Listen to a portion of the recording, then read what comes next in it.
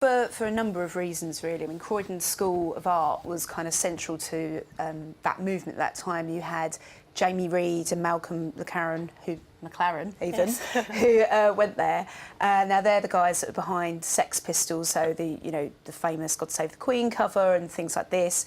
But also, it's believed that the first ever punk single was by a band called The Damned, that were Croydon lads. They were from there. They played there. They wrote there.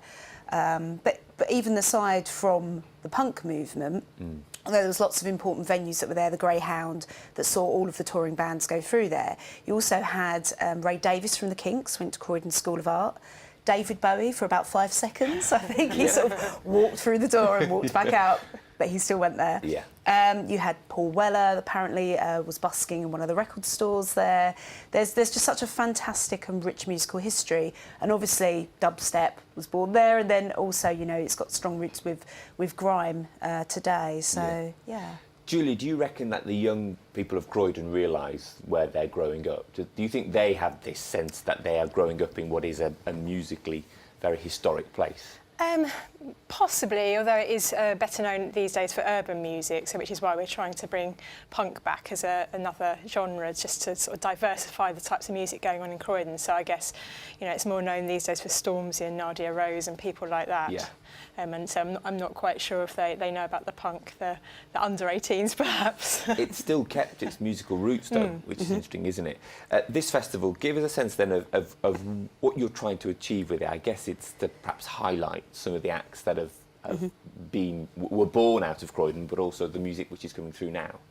Well, yeah, I mean, obviously across the UK there's been a number of small venues closing and stuff like that, and fewer opportunities for young people or those in bands to actually get on the stepping stones of a music career. And so it was important for us, given Croydon's history, to try and impact that. We'd seen so many other promoters doing fantastic work, so the likes of Loud Women, Get in Her Ears, the Zine UK, Benumu, Kick Out the Jam, so many promoters who were really, getting out of their seats and standing up for these bands and creating their own music industry, and we found that quite inspirational. Yeah.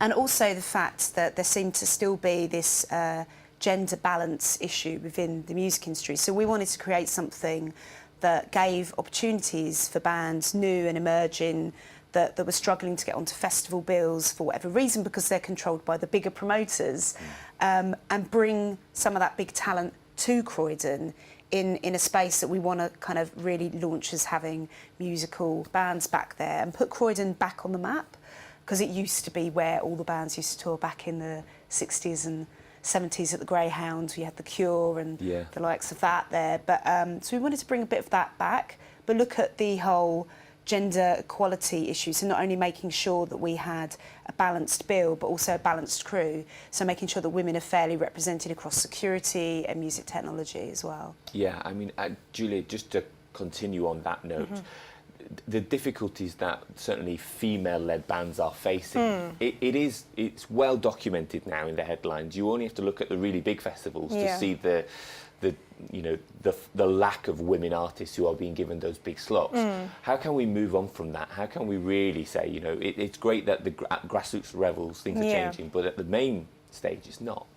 Well, I think just more festivals need to sign up to this, trying to put on a 50-50 festival, because at the end of the day, we'd like to say we're talking about musicians rather than female musicians, and sort of be able to drop the label of female, because, male and female bands are just as good as each other. We don't really want to be labelled, but until we get to that balance, we're going to still have to push sort of female-led bands and cool bands with female singers in that name. But ideally, we move beyond that. But there's some initiatives out there. It's the PRS Key Change initiative, which actually lots of festivals worldwide have been signing up to promote the 50-50 gender balance in festivals. So that is taking off really. So I think it's gradually getting there, but I think there's a bit more work to do still. But as long as we all keep talking about it, I think we'll get there. And the more people that kind of stand up and actually create something new like this, the more it becomes the norm, and then the pressure is put on the bigger festivals to really kind of move with the times. Yeah,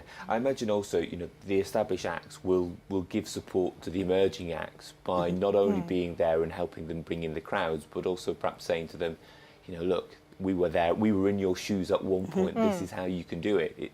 I guess that collaboration will be part of this. Well, absolutely. I mean, the whole point of this as well is that it's a kind of music network that we've been part of creating, which started with a lady called Cathy St Luce. That was basically why we all working in silos, let's try and work together.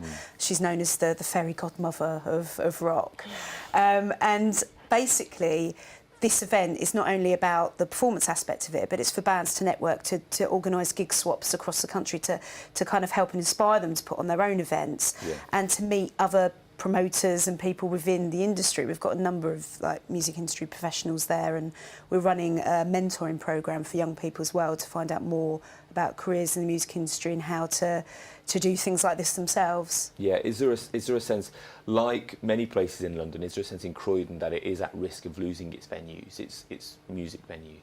Well, I think it's turning round. I mean, this year, the Fairfield Halls, which is our big arts centre in Croydon, is reopening after a massive refurb. So that'll actually have a lot of extra spaces than it did before. So that's really exciting. So I think actually venues are now popping up more over Croydon, and people are trying to create these smaller spaces as well. Because we're having Cro Cro Land at the Urban Exchange, which is on Lansdowne Road, just right by East Croydon Station, so very handy for people to get there. But it's got 3 kind of different size spaces, but not on the size of sort of Fairfield Hall's Arts Centre, so kind of a bit more intimate spaces. And there are a few places around Croydon now popping up with that kind of sort of 100, 200 capacity. And then when you put a few of those spaces together, you've got an area where you can have, quite a good lineup of bands. I mean, we've got 40 bands now playing Cro Cro Land, so we got carried away. It was just going to be 30, but we just kept booking, and so it's now 40. It's building by the day. Yes. This is the name dropping moment. Then we're looking at a couple of these. There's Berries. Yeah, who can we expect then down the 6th? Okay, so a mixture. That's Smiley and the Underclass, who are a fantastic kind of punk rock reggae band. You've got Bang Bang Romeo. on screen now. On screen now. We've got Blood Red Shoes. The latest announcement was She Drew the Gun. They're a massive pull for us. One of my favourite bands at the moment. So, so they'll be great to watch. And some of the bands that are emerging, you've got Weekend Recovery, you've got Kath and the Kicks.